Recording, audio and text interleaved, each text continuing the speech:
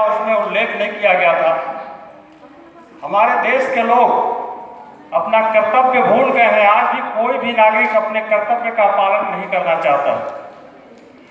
अधिवक्ता बंधु भी अपने कर्तव्यों का पालन नहीं करते हैं। सिर्फ रोजी रोजगार में सभी लोग लगे हुए हैं। आज़ादी के पहले सभी अधिवक्ता देश के आज़ादी में और अन्य भी प्रकार से सहयोग किए, लेकिन उसके बाद 99% ये देखने में आता है, उसमें हम लोग सभी लोग शामिल हैं कि सिर्फ हम लोग केस लड़ते हैं, घर आते हैं और अपना जीविकोपार्जन करते हैं। देश में क्या कानून बन रहा है, जनता के हित में है, हमारे विचार नहीं आते, कभी नहीं आते। हमारे देश जिले स्तर से लेकर तहसील से लेकर प्रदेश से लेकर इंडिया बार काउंसिल तक है, लेकिन किसी काउंसिल के द्वारा किसी कानून की समीक्षा नहीं की जाती है। पार्टियों के द्वारा अपने मनमाफिक नेताओं को जो चुनाव लड़ा के संसद में विधानसभा में भेज दिया जाता है और उन कानूनों का निष्पादन हम लोग न्यायालय में बैठ के करते हैं और हमारे न्यायाधीश भी करते हैं। अब आप समझ सकते हैं कि उसमें 50% अनपढ़ और गंवार लोग होते हैं। उन कानूनों को बनवा के हमारे पास भेजते हैं, उनका हम पालन कराते हैं। ऐसी स्थिति में कितनी विसंगतियां होती होंगी। एक केस का जिक्र किया गया, पूरे देश में यह ज्वलंत मुद्दा है, लेकिन इस केस के बारे में किसी ने नहीं बताया, न मीडिया ने बताया, न किसी ने बताया कि इसमें गलती किसकी थी। मैं आपको बताना चाहूंगा कि इस केस में महत्वपूर्ण रूप से विवेचक जो पुलिस दरोगा था उसका गलती था। उसने वन्य प्राणी अधिनियम का कानून नहीं बनाया। उसने हिरण मारा गया, लेकिन वो उसके खिलाफ वो चार्ज नहीं लगाए गए। कोर्ट साहब ने उसके बारे में उल्लेख नहीं किया और कोर्ट ने भी उसके बारे में उल्लेख नहीं किया और फैसला करके तीसरी कर लिया। उसका कारण क्या था कि दायित्व तो नहीं दिया गया। इसमें से बहुत सारे लोग थाने में गए होंगे और अपराध दर्ज नहीं होते हैं, तो उसके लिए पुलिस के खिलाफ कुछ नहीं कर सकते। पेपर में छप जाता है, शिकायत हो जाता है, तीसरी हो जाती है। यदा मामले में वकील के पास जो सक्षम पक्षकार हैं आते हैं और न्यायालय में आ जाते हैं और वहां पर परिवाद हो जाता है, लंबे समय तक चलते रहता है परिवाद। आपको मैं बताना चाहूंगा कि प्रजातंत्र में जब विधायिका और कार्यपालिका दोनों अक्षम हो जाती है और फेल होने लगती है, तब न्यायपालिका का कार्य प्रारंभ होता है। न्यायपालिका तो तीसरा स्तंभ है। यदि कार्यपालिका और विधायिका अच्छे से कार्य करे तो न्यायपालिका में केस आएगा ही क्यों? आएगा ही नहीं। लेकिन ये जो न्यायपालिका है, विधायिका पहले अपने लाभ के लिए काम करती है और कार्यपालिका उसका सहयोग करती है। उसका सहयोग करती है विभिन्न तरीके से, और उस सहयोग में हम जनता लोगों का नुकसान होता है। आप देखेंगे कि अभी 1986 में लोक अदालत अधिनियम बना था, विधिक सहायता के लिए, लोगों के समझौता के लिए। उसका दुरुपयोग विगत 2 सालों से बहुत भारी पैमाने में हो रहा है। 2 साल पहले हमने देखा और हमने जिला न्यायालय में आक्षेप भी किया। डीजे साहब ने पूरे थानों को इंटीमेट कर दिया गया कि ज्यादा से ज्यादा मामले बनाने हैं आबकारी के, दारू के और मोटर व्हीकल एक्ट के। मोटर व्हीकल एक्ट के जो मामले समनीय थे, जो कि घटना स्थल पे जुर्माना दे के और मोटर वाहन का स्वामी घर चला जाता, ऐसे मामलों में नोटिस देके उन्हें न्यायालय में बुलाया गया था और जबरदस्ती शराब पीने वालों के लिए गिलास खाली जब्त करके भी न्यायालय में बुलाया गया था। और ये फर्जी आंकड़ों का खेल पूरे देश में चल रहा है।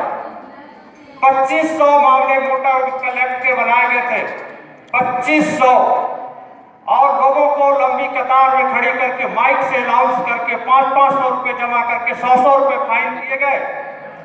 100 रुपए बाबू, 100 रुपए पुलिस, 400 रुपए जज, ऐसे बांटे गए। ये न्याय कहाँ का? इसका हमने वीडियो बनाया, वीडियो बना के हमने व्हाट्सएप ग्रुप में डाला, फेसबुक में डाला। डालने के बाद जब जज साहब को पता चला तो वो बोले कि अगर आगे से कार्रवाई नहीं होगी है, इसको हम लोग बंद कर देंगे।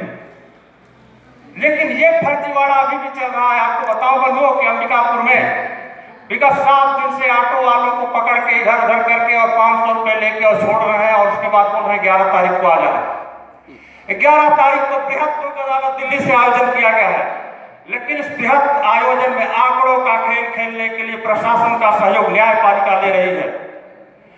जिन मामलों में स्टेट बैंक, बैंकों बैंकों का लोन डूब गया था, टाइम बार्ड हो गया था, उन मामलों में न्यायालय के सील लगा के बैंक के द्वारा नोटिस दिया जाता है ऋणी को, और न्यायालय के आड़ में लोन पटाने के लिए बोला जाता है। जिन नगर निगम के निवासियों को उनका संपत्ति कर कालातीत हो गया है, 3 साल के बाद संपत्ति कर नगर निगम नहीं वसूल सकता, ऐसा कानून है, लेकिन लोक अदालत अधिनियम के कानून का दुरुपयोग करके उसे नोटिस देके और नगर निगम में संपत्ति कर जमा कराया जाता है। जो बिजली बिल अगर हमारे नाम से 1 लाख बिजली बिल जबरदस्ती भेज देता है विद्युत मंडल, तो उसे लोक अदालत में भेज के 90,000 माफ करके 10,000 कटवा के समझौता कराया जाता है।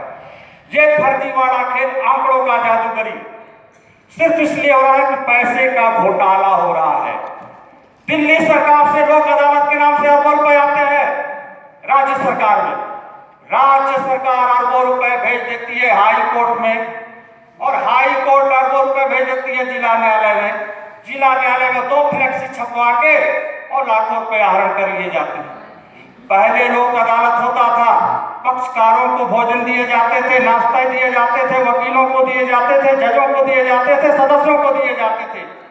आज किसी को नहीं दिया जाता है। कोई नहीं पूछ सकता जज है, हौवा है, गब्बर सिंह है, क्योंकि हो सकता है अवमानना बन जाए।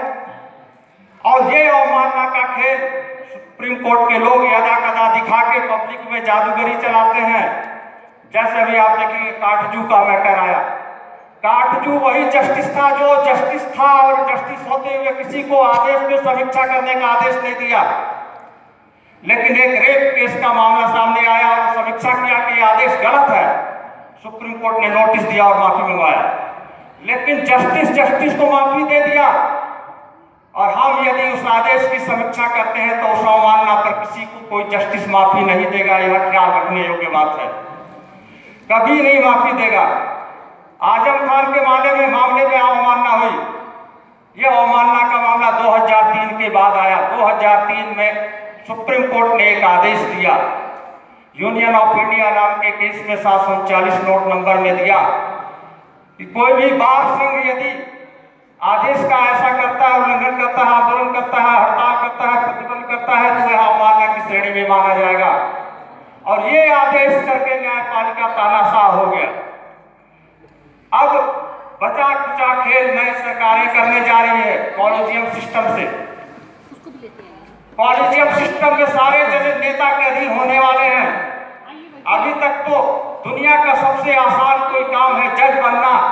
किसी जस्टिस को सपना आ जाता है या किसी सीएम को सपना आ जाता है, वो आदमी जस्टिस बन जाता है। जस्टिस बनने की कोई अलग योग्यता नहीं है। और बंधुओं, 2000 के पहले जिला न्यायालय के जजों के केस को जांचने के लिए हाई कोर्ट से जज आते थे, जांचते थे। आज वो परंपरा खत्म हो गई है। अगर कोई व्यक्ति गलती से 10 साल जेल में रहा है और उसके अपराध में 0 एविडेंस है, तो उसके लिए न्यायाधीश दोषी नहीं है। न्यायाधीशों का संरक्षण अधिनियम काम करता है, उसके आड़ में खुला खेल खेल रहे हैं। उनका वकीलों से संबंध टूट गया है। पहले न्यायाधीश वकीलों के बीच में बैठते थे, कानून की जानकारी लेते थे। आज उनका व्यापारियों के बीच में संबंध हो गया है। वो वकीलों से भाग रहे हैं, डर से वकीलों के बीच में नहीं आना चाहते हैं। न्याय व्यवस्था बहुत विसंगति हो गई है, और न्याय व्यवस्था को सुधारने के नाम पर कालाबाजारी